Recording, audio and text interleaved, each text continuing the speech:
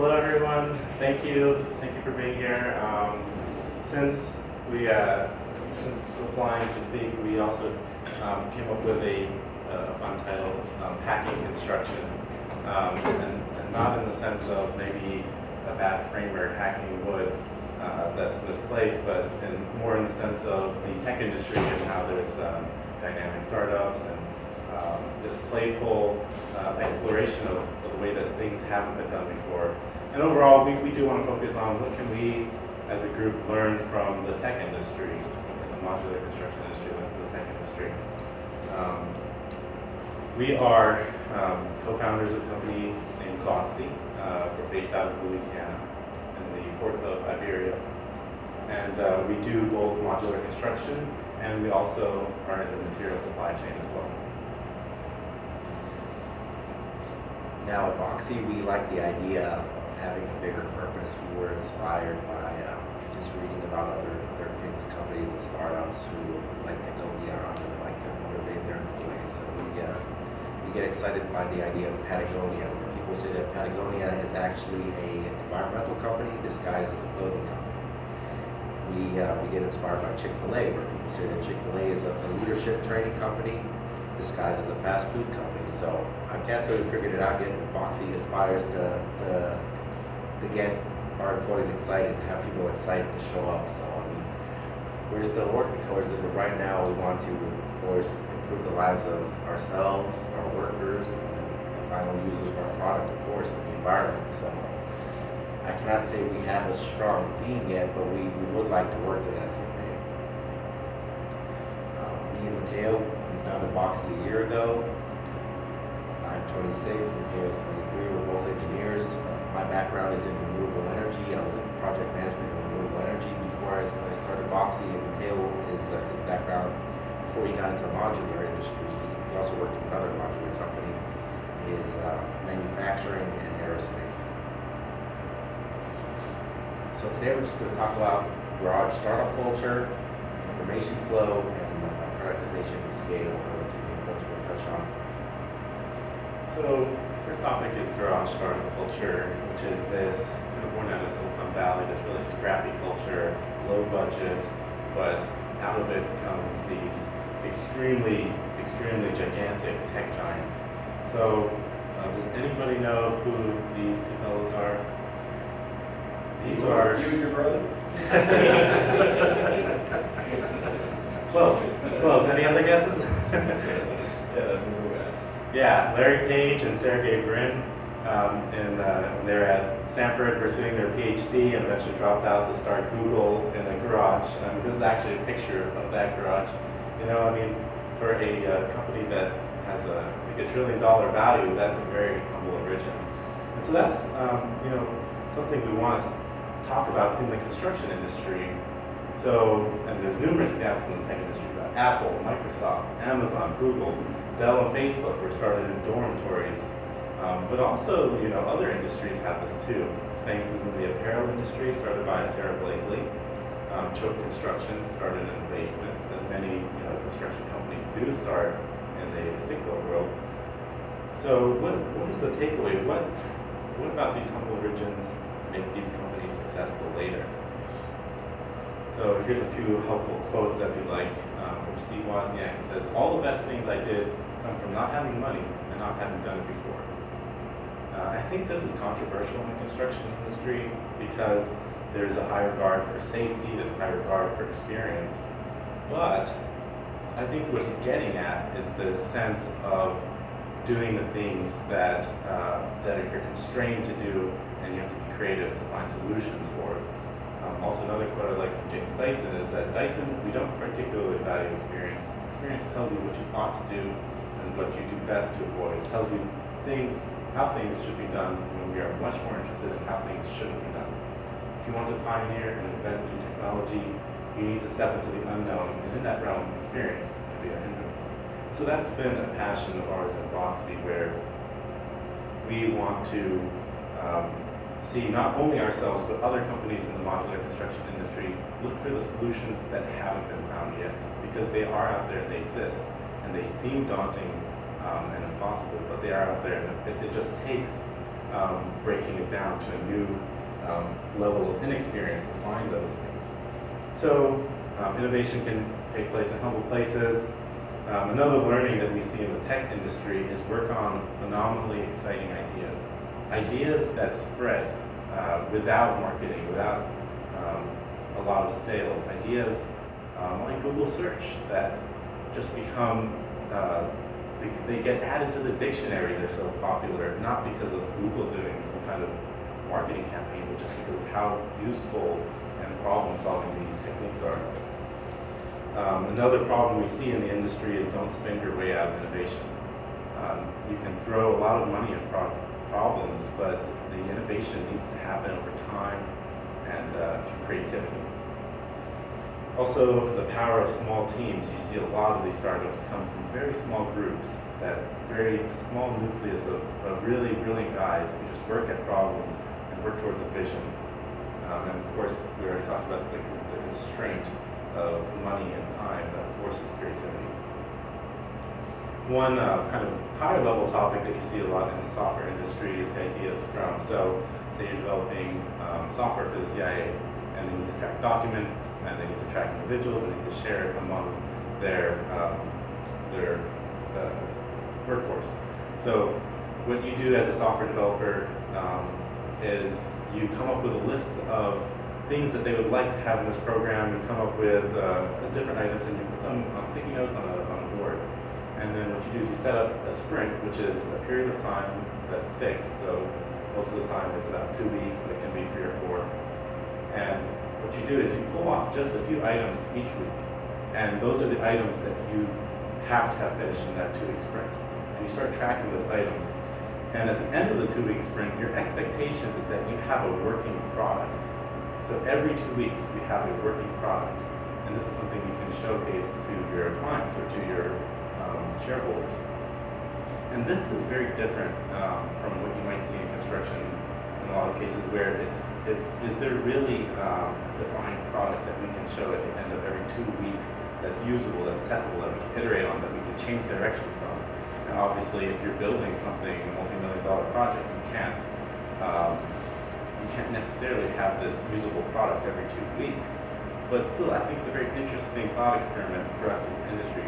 How can we build things that allows this creative iteration, so that maybe we build one apartment at a time and we see what works in each apartment, and we change it every single time until we come up with this product that we can truly mass manufacture that meets all the needs.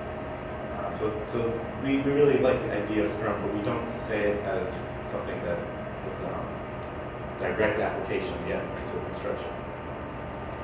So, and we just want to talk about a few examples in our projects, how we've been scrappy and used some of this technique that we talk about here. So we did an expansion project for a medical clinic in a rural area in Church Point, Louisiana. This is the existing building here, and this is our expansion, which we did with volumetric modules. Here's the floor plan. You can see we have 2 modules here, one at the top, one at the bottom, and we had a panelized hallway that we put in between. So for us, that saved material instead of having back-to-back walls. It was a hybridized approach where we weren't just doing pure volumetric, but it allowed us to be creative and create a solution that helped that end user. This is a shot in our factory. We have a very small floor space right now, and we don't have an overhead crane, so we have to be creative with lifting, just using hand jacks and cement blocks. But it enabled us to really stay very low budget and do something. It made sense to transport it volumetrically because it is a rural health clinic and it's hard to get labor out there. Here's a shot of our transportation. We also did something unconventional with our foundation. We did piers with great beams so that our plumbers can come underneath and make all the hookups they need to make on site. This also enabled us to save concrete that would have been poured into the slab. And here's a shot of us craning it in. The other fun innovation we think on this one is this entire module is built out of cold-formed steel with screw connections. There's no welding on this module. And for us, it was a little bit of trial and error because we couldn't find very many resources on how to build cold-formed steel modules. most of the industry is either wood or some sort of hot rolled steel. But for us, it's an innovation that will allow us to pursue factory manufacturing, because out of one roll forming machine, we can roll form all the profiles in this building, as opposed to having to buy from steel suppliers different sizes and have to cut them down. Additionally, it's not easy to see, but because of the limitations of cold formed steel, we added two 2x8 runners on each side of the building to act as a cushion for transportation and stiffen up the building a little bit for craning, and those were removed on site and can be reused on future modules. The roof was site built, and that just, while not ideal, it allows for us to panelize it in the future.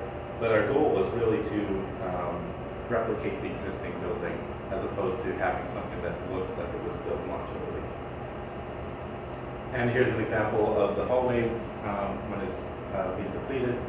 It was site built with panels and finished in site, so it allowed us to be efficient with our space. Okay, so I'm going to be talking about information flow. And information flow is been exciting for us in our cold roll formed steel division of our business, in material selling as well.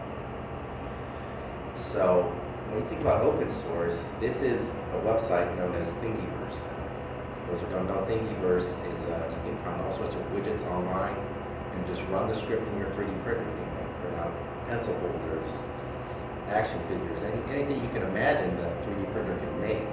Thingiverse has a model you can play with. So it's a cool platform for sharing ideas. Now, how would we bring that into the construction industry is interesting, because in the past there hasn't been automated platforms, but we're starting to see them. And as we said before, we're excited about cold formed steel. Cold formed steel, you run a script through your roll former, and it prints out all the pieces at the perfect length to assemble your building. So in that case, the hard part is making a good script. It's not printing the metal pieces. And as you know, they're starting to 3D print some buildings, so that's literally a 3D printing platform. And the last example is the CNC cutters, where people are starting to have drywall cut with CNC, the drywall panels that go around the window, and you can even do it with plywood as well. So we think that there are platforms emerging where everybody can work on. Now, this website right over here is called Sketchpad. People upload 3D models of all sorts of things. But as you can see, surprisingly enough, people have started uploading cold formed steel modules and the framing for them. Now, while you can't download these and run the script off of that, you can download the models. So we think this is just the first step of people sharing their scripts online. You know, the hard part is making the good script for your machine to run. And we think this is the first step towards an online platform where people share their scripts, or an online platform where people share their Revit files. And maybe an architect is doing a similar project and he just downloads a Revit file online and just iterates it on. And we think it allows for ideas to come together when you share as much information as you can over the internet. Another example of this is GitHub. GitHub is where software guys, they put their programs online, and people use parts of their code in their own code. So it's already happening in the tech world. We'd love to see it happen in the construction world. And another example of how we see this in the tech world is through APIs, or application program interfaces. So for example, if you're a modular transportation company and you want to display a map, but you don't want to code it from the bottom up, well, Google Map offers an API that you can go pull their location data, you can go pull their route data, and it's just a service that they offer. Same with Stripe, as Tiago will show you later, but we use Stripe on our website to process credit card payments, and it's just a service that allows it to be very easy for us to do what would normally be very challenging in processing credit cards. Uber also has APIs that it offers, so you could theoretically harness the workforce of drivers that they have. So I think Bill Gates' quote really helps conceptualize this, which is a platform is when the economic value of everybody that uses it exceeds the value of the company that creates it, and it's a platform. I mean, think about what Microsoft has done. I think almost every construction company probably uses Microsoft Excel. And so it's, how can we as a construction industry look for something that as a sum is greater than any one platform, but it's not just individualized or project-based. The third thing we want to talk about is pricing. So there's some groceries on the street. So imagine you go to the grocery store and you pick out some apples, banana, bread, take it to the cashier. The cashier says, okay, let me go pull the prices for you. And you don't hear back from her for 2 days. You got to call her and say, hey, where are the prices of my groceries? It's like, okay, oh yeah, I got them here. And then you order them when they come in a week later. Now, that's ridiculous. You would never go to a grocery store like that. But that's kind of what happens in the construction industry, where you have to go to different people to get the prices on the same things. And you have to wait because people don't post their information online. They don't, when you're walking through an appliance store, they don't have the prices many times. So we really want to move towards a place where people share their information more openly. And I mean, there's so many disadvantages to this model where people have to call and get bids on material. It takes time to get all these prices. There's people who spy on other people to try to undercut them. And there's inefficient business models, companies that get away with charging more for the same amount of material. Like I've contacted several electrical stores in our area to buy stuff, and some people are selling the exact same thing at double the price. And we feel like that this is hampering us. Like if you want to buy an iPad, eBay, Amazon, and Apple are all going to sell it at the same price online. The information is public data, and nobody's gonna fall for that kind of trick. So we see this as a hindrance in the construction industry. So to the point of, in our field, we have a steel roll former, and with the excess capacity, we do steel orders. And we wanted to create a system where, for one, we could sell to people without ever having to talk to them. So we wanted to create an instant bid system. I'll do a quick demo of it.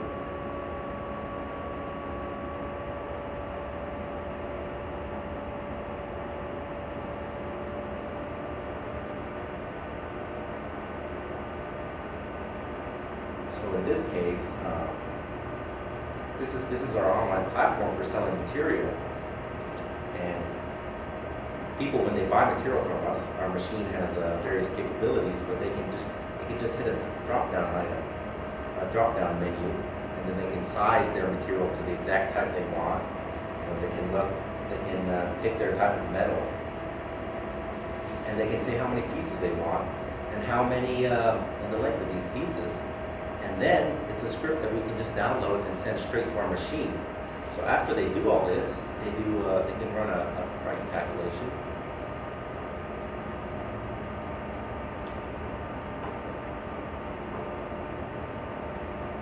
You'll see that we give them all the prices. This is all the data we can. They can pay for this material right now.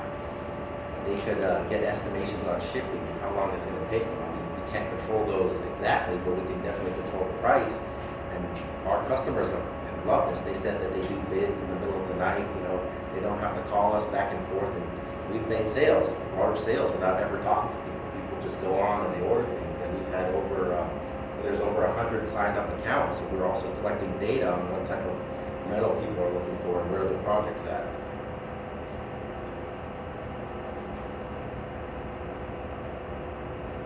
So, where we have our facility where we roll steel and we make modules, and the way we sell material is direct to customers. We do not use a distributor model. So we take our steel, we process it, and then we sell it directly to people. And this allows us to get cheaper prices than the distributors around us. It allows people to customize their orders like you saw earlier on that web page. And we think that this is the future. Why? One time I bought a box of screws from a local distributor. We're in the same city. That guy had the box shipped to his plant, and then he shipped it to our place. And we're in the same city. It's so wasteful to have a distributor model when you don't need one. I mean, they do serve a lot of good purposes, but I think we can move towards a direct-to-customer model more in terms of the material sales. Now, this is an example of a building that we did the takeoff for, and like you can see, these people love this because they got their custom-like material. They got 35-foot pieces Where in the past, like I said, you'd have to call a distributor and ask them, hey, can the manufacturing plant make me 35 pieces of steel? How long it's going to take? That would really slow them down. But these orders, for us, we made it no problem. This is a restaurant in a city near us. And that's how we've been able to supply metal that's cheaper because it's the perfect length. People don't have to cut it down, and it's custom. Now, another thing we think about is the information that's lost. So when you go to a job site, they're going to give you these 2D plans. And you have to be savvy to understand them. You have to discern them. We wanted that experience to be for we self-perform things, so we do have temp labor that comes in and some skilled labor that we hire, and we use subcontractors as well. We want that experience to be as easy as possible. So we think that there's a lot of room for improvement in the way information is shared. Now, we specifically, this is a plan that we would give to our people to self-perform. This plan tells them, so if you're looking at this in a traditional construction plan, it would just say wall, it would say the location of the window, and it would say 16-inch on center studs. What we give our employees is the length of each piece, the location of each piece, how long to cut things down, and we think that it makes our QC easier and it makes them make less mistakes. So we believe that there should be more manuals, and we should get away from a text 2D base to more of a 3D visual base, like for example, IKEA. Because if you think about the construction industry, the goal of our company is to have anybody that can come and work here. You know, you don't even have to speak English. We want to be able to use temp labor. So we want to have almost IKEA-like instructions for our employees. The last topic we're going to talk about today is productization. I think it's an interesting topic for this industry. So here's a graph that we took from the industrial design industry. So on the left you have customization, on the bottom you have production volume. So a project is high customization, low production volume, and then at the bottom you have a continuous process, any mass manufactured item where you have high volume and almost no customization. There is another option though, there is mass customization, which offers high customizability and high production volume. And so I think there's an interesting discussion to be had here as for which space should the modular construction industry live in. And realistically, there's different niches that are appropriate for different areas. So in the tech industry, they obviously do productization large scale. For example, there's the iPhone. Since 2007, you've had an iteration almost every single year.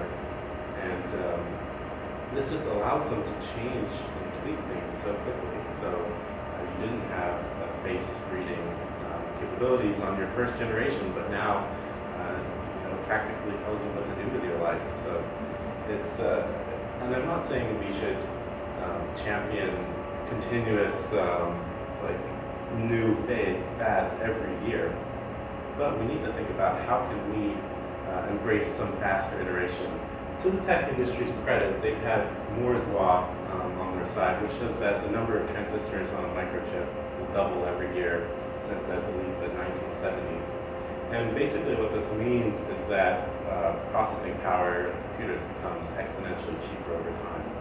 We don't necessarily have that as an industry, but maybe we would if we really focused on the technologies and the materials that we're using to think about how can we really get behind the science and get behind the just the productivity that they've seen in the tech industry.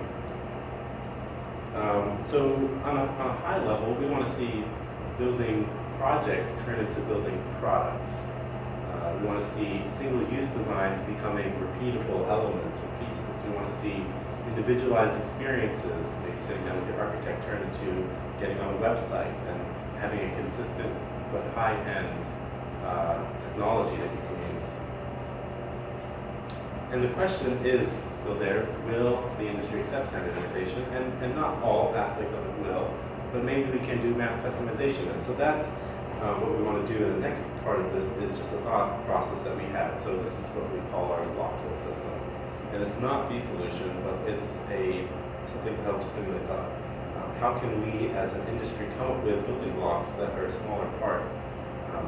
So this would be a standardized module, but not only that, it would be an engineering framework. It would be shared engineering, so that once you've developed a design envelope, sort of like in the aircraft industry, you know you can build up to that certain size and have that certain amount of openings in each module, and that is shared information so that no engineer ever has to do those recalculations. It would be flexible. You could sell it as a kit of parts, you could sell it as panelized, or you could sell it as full volumetric. It's not fixed in terms of what you can build. It gives the architects flexibility to design within either prefabricated and pre-engineered components, or to push the envelope and develop new components. It would also enable anyone from a DIY person up to a bigger plant to use this kind of design fabrication ideology. You know, it works pretty well with, say, the roll forming technology that we look at.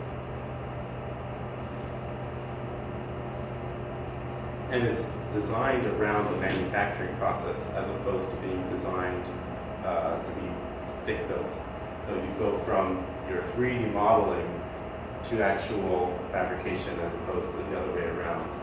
And if you think about it, like Tiago mentioned, you're losing so much information every time the engineers, architects hand a 2D copy to the actual person who builds it. So we need to get away from that as an industry and have things that are repeatable. And so here's just some examples of how this could be manifested. Here's a single unit. Here's a multiple unit with a few panels. And then here's an example of a multifamily, something stackable, and you can have varying designs.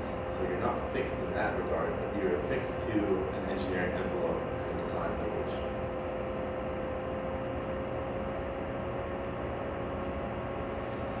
So that's what we have for you today. We're dreaming of a future where we sell these units and people can build for them. We're dreaming of a future where people can come on our website and just like they customize their material, hopefully they can drag around blocks on our website and customize their whole house and know how much it's going to cost and when they can get it. And we're dreaming of a future where engineering is in play and we don't have to slow projects down to get engineering or add increased costs, which is a big complaint from our clients. They're like, oh, I don't want to pay for engineering because some of our clients are moving from wood to steel.